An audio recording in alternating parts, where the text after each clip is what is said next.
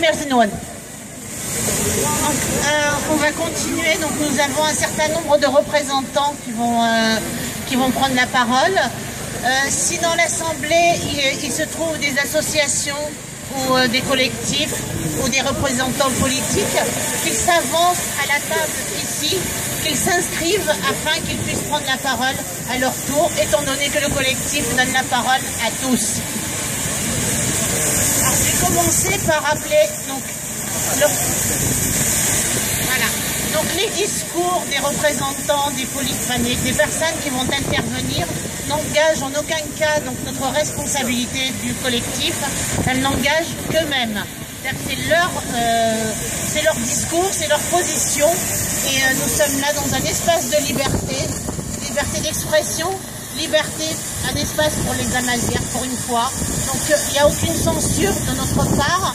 Ils sont responsables de leur discours, mais nous ça ne nous engage pas. C'est-à-dire qu'on n'est pas, voilà, on cautionne pas le discours, c'est le leur, dans un respect de démocratie et de liberté d'expression. Donc, donc le représentant du collectif des Mozabites en France, donc Monsieur Liet, en Europe, pardon.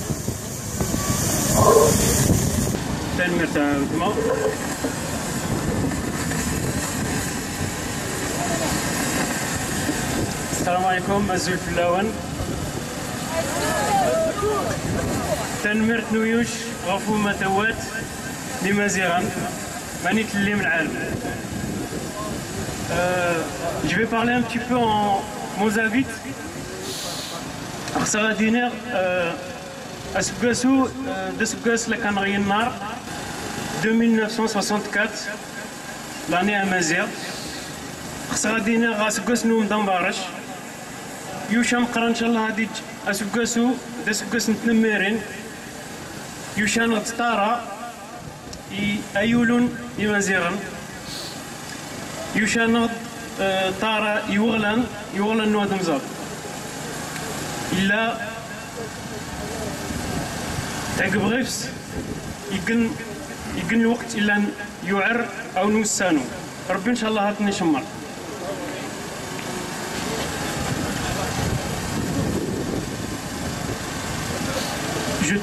Je tiens à vous souhaiter donc une bonne année de 1964, l'année Amazigh, à l'occasion du Yonnar, à tous les Amazighs.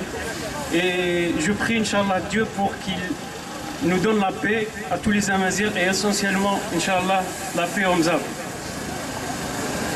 Et je tiens à remercier tous les Amazighs qui nous ont soutenus et toutes les personnes qui nous ont soutenus en Algérie ou bien à l'extérieur.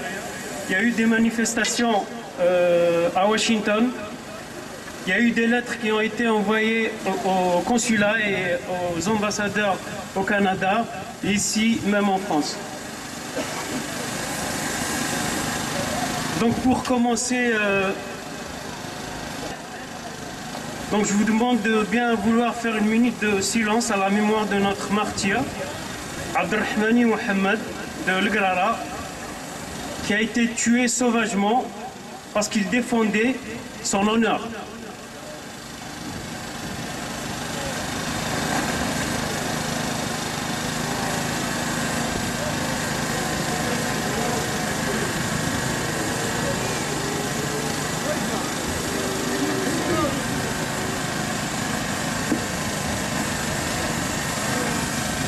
Je vais citer une citation de Katib Yassine.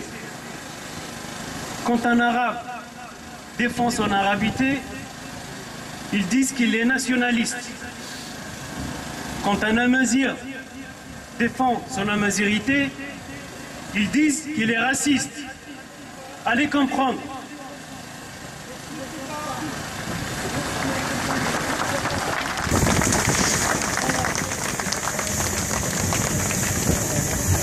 Comme Abdelrahmani Mohamed que vous avez la photo ici, l'Omzab, on a connu depuis 1975. 1975, Beni Isgan. 1975, Grara. 1985, Gardaya, Tagerdeit. 1989, le Grara. 2004, Tagerdeit. 2004, Benizgan, Atizjan. 2004, Mlika. 1990, Brian. 2008, Barriyan. 2013, Grara, Barriyan, Melika et Gardaya. Dans un climat d'obscurcissement et de falsification par les médias pour isoler les Mozabites. Des années marquées par la violence programmée contre les Mozabites et le Mzab, avec un seul résultat à la fois, des pertes humaines, malheureusement, et bien sûr d'un seul côté, du côté Mozabite. Il y a aussi des pertes matérielles.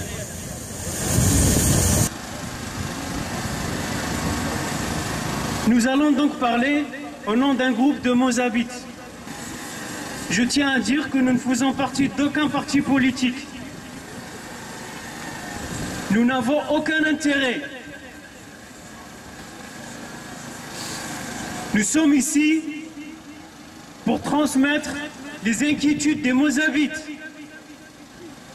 pour transmettre les revendications de la société mozabite. Nous sommes ici pour défendre les intérêts des Mozabites. Donc, vu ce qui s'est passé au Mzab, comme tragédie qui a touché profondément la société mozabite, après les actes de violence, destruction, pillage et incendie prémédité contre la population mozabite, des commerces, des maisons et des patrimoines, vu la terrorisation de gens innocents, hommes, femmes, enfants et personnes âgées, de plus la profanation de nos cimetières, la destruction des locaux mortuaires, ainsi que la destruction des mausolées, par exemple de Al-Mes'id que vous voyez sur les photos, datant du XVIe siècle. Ils ont même déterré des cadavres. Vous avez les photos. Ce patrimoine a été classé patrimoine mondial par l'UNESCO.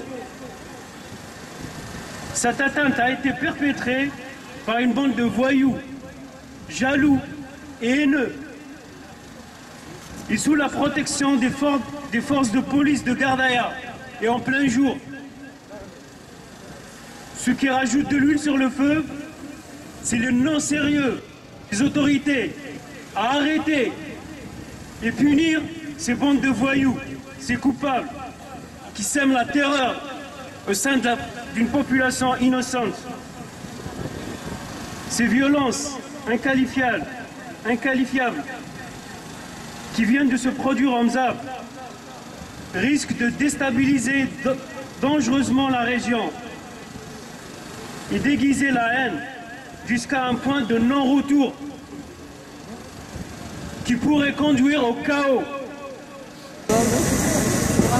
Fondé sur du prétexte fantaisiste et des accusations fallacieuses, des brimades dont la communauté mozabite fait quotidiennement l'objet ont maintenant pris un tour beaucoup plus dangereux. Il s'agit d'un problème entre une civilisation millénaire représentée par le travail, par des valeurs, le travail, la science, la culture, et d'un autre côté, l'ignorance et la barbarie. Des gens qui construisent et des gens qui détruisent. Des gens qui bâtissent et d'autres qui brûlent. Des gens qui donnent la vie et des gens qui prêchent la mort. Des gens qui prêchent la tolérance et le vivre ensemble. Et des gens qui prêchent la haine et le racisme. Il ne se passe pas un jour, en effet, sans que les réseaux sociaux ne témoignent d'attaques contre les personnes et les biens. Le pire, ce qui motive notre colère et notre indignation, est que ce carnage se passe avec la bénédiction quand ce n'est pas avec la participation des forces de l'ordre supposées s'interposer. Selon des sources bien informées, Ceux qui se défendent sont interpellés, tabassés, puis incarcérés, pendant que des agresseurs continuent à se livrer en toute impunité à des attaques d'une férocité indicible. Mais étrangement, les autorités sécuritaires s'appliquent à minimiser l'ampleur de cette hogra, de cette oppression, et à nier les preuves audiovisuelles, les témoignages, au motif qu'elles pourraient être truquées. Longtemps admiré pour son esprit de tolérance, sa créativité et son dynamisme, berceau ancestral de quelques-unes des plus valeureuses figures de l'Algérie, le Mzab se trouve aujourd'hui au bord de la guerre civile, se donnant en spectacle en pleine saison touristique devant les visiteurs du monde entier. Les autochtones, les Mozabites, les autochtones de cette cité millénaire cohabitent depuis plus d'un siècle et demi dans l'harmonie et le respect mutuel avec d'autres communautés. Ces groupes qui se sont sédentarisés au fil des ans revendiquent de temps à autre, et c'est leur bien droit, des logements et des terrains. Mais leur frustration porte toujours sur les biens de leurs concitoyens mozabites, dont ils font le bouc émissaire de leurs difficultés, pensant ainsi faire pression sur les instances étatiques. D'autant plus que leur jalousie malsaine est constamment excitée par un certain nombre d'énergumènes qui se sont notamment installés dans notre wilaya pendant la funeste décennie noire. Je parle des Wahhabites. La stratégie de ces manipulateurs consiste à nous monter les uns contre les autres en faisant de nos différences des arguments de discorde. La vieille tactique de diviser pour régner. Il n'est pas dans notre propos de faire ici le récit de faits, vu que les photos, les vidéos, les témoignages et les témoignages témoignent d'elles-mêmes de ces exactions. Mais notre conscience nous impose de pousser un cri d'alarme, car le respect de l'autorité n'impose ni la faiblesse ni la résignation. Si notre sagesse communautaire nous commande de nous armer de patience et de privilégier les voies de la raison, nous n'en sommes pas moins prêts à défendre jusqu'au dernier souffle les patrimoines que nous ont légués nos ancêtres en héritage. Nous, Mozabites, ici en Europe, avons pris l'initiative de porter la voix de notre communauté pour contester et s'indigner de ces exactions dont est victime la société mozabite, de la manière dont sont gérés les événements dramatiques qui se sont déroulés actuellement dans la vallée du Mzab, ainsi que les violentes agressions qui subissent nos concitoyens. La police prend parti dans ce conflit. La police aide les voyous. La police à Gardaïa est complice. Je parle bien de la police à Gardaïa. La police en plus transmet des rapports erronés et falsifiés à sa hiérarchie. La police ne prend pas des Mozabites. La police a falsifié des rapports de ceux qui ont été touchés dans ces événements pour étouffer la vérité. Mais la vérité éclatera. En prenant toujours parti, la police en prenant toujours parti pour une population contre une autre. Nous avons un message d'urgence au pouvoir central en Algérie. Nous n'avons plus confiance dans les autorités locales à Gardaïa. Nous n'avons plus confiance dans les autorités locales à Gardaïa. Nos revendications sont celles de la communauté mozabite que nous soutenons. Nous voulons dire que les Mozabites du monde entier, avec tous les hommes libres qui soutiennent les Mozabites, nous sommes tous unis.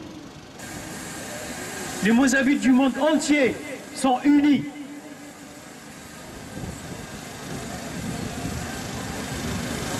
Donc je vais transmettre une partie des revendications de la population mozabite actuellement.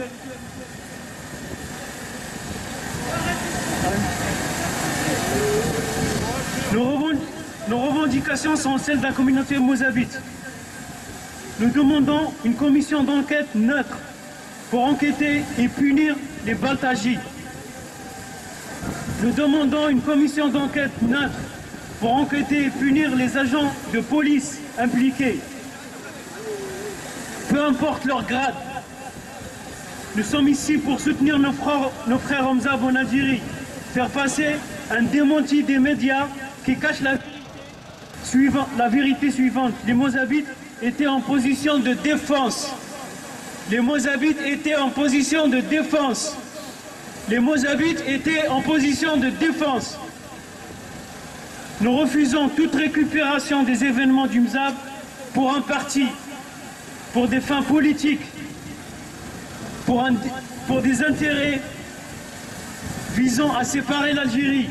Autre intérêt en dehors des intérêts du Mzab. Notre démarche est pacifiste. Je répète, notre démarche est pacifiste. Nous voulons la paix, qui est un droit absolu. Et surtout, dans la région, par exemple, où il y a les commerces qui ont été pillés et brûlés. Le ministère de l'Éducation est responsable à travers les livres d'histoire, par exemple. Ça, c'est un exemple de la deuxième année moyenne, où elle qualifie les ibadites de Khawarij, les sortants, qui montrent la montée du wahhabisme en Algérie, qui va à l'encontre de notre islam de tolérance, l'islam de paix et de respect de la différence que nous avons su appliquer en tant qu'ébadites à travers l'histoire, à travers l'État rostomite, où vivaient différentes confessions, où il y avait des débats entre différentes confessions, et avec même les athées, où il y avait le respect de la différence, le principe de la tolérance. Un État qui a su appliquer la tolérance et le vivre ensemble. Je reviens à l'État algérien maintenant. L'État algérien est responsable face à cette montée du wahhabisme. Et c'est fatwa pour tuer, voler et atteindre l'honneur des personnes. Rappelons-nous les 250 000 Algériens tués pendant les années 90 à cause de ces fatwas. Nous voulons trouver une solution radicale aux attaques ciblées contre les commerçants mozabites. La libération des détenus qui ne faisaient que se défendre et défendre leurs biens et leurs familles. Le remboursement et l'indemnisation des commerçants qui ont été touchés. L'indemnisation pour ceux qui ont été tués et à qui on a causé du tort.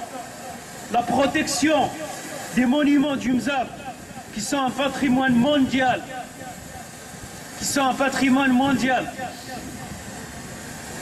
Nous voulons un arrêt du racisme au Mzab. Il faut arrêter le racisme au Mzab. Aussi, il faut arrêter la mafia de la drogue et de l'alcool à Gardaïa qui sévissent et qui alimentent cette oppression. Nous sommes ici afin de faire éclater l'indignation de notre communauté en Europe et condamner et demander que notre profonde inquiétude face à la situation soit communiquée aux autorités algériennes. Les premières réactions à ces démarches nous rassurent, sont toutefois nous donner de faux espoirs. Plus que jamais, nous devons être solidaires en veillant à ne jamais laisser notre sentiment prendre le dessus sur le discernement.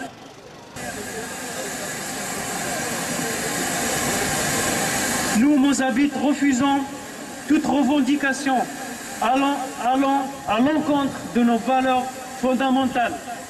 Donc, toutes les personnes qui vont peut-être intervenir, nous avons nos fondamentaux et comme a dit la sœur, chacun représente ses convictions.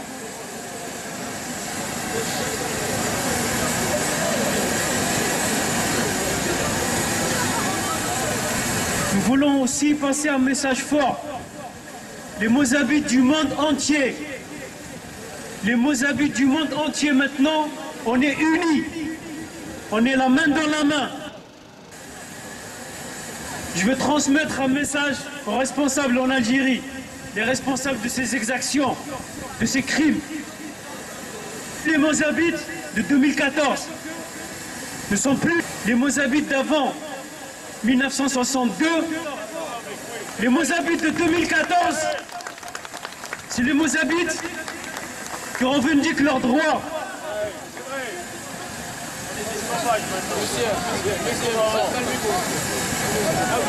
Je vais clôturer. Puisse Dieu nous venir en aide, nous éclairer la voie et nous sortir renforcés de ces rudes épreuves. Telmet.